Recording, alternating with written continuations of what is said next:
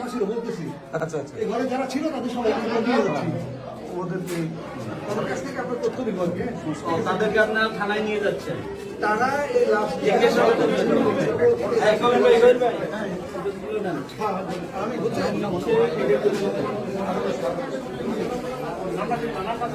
একজন না কয়েকজন আছে। ফোন দিলেন না, জানাইলেন না ভাই।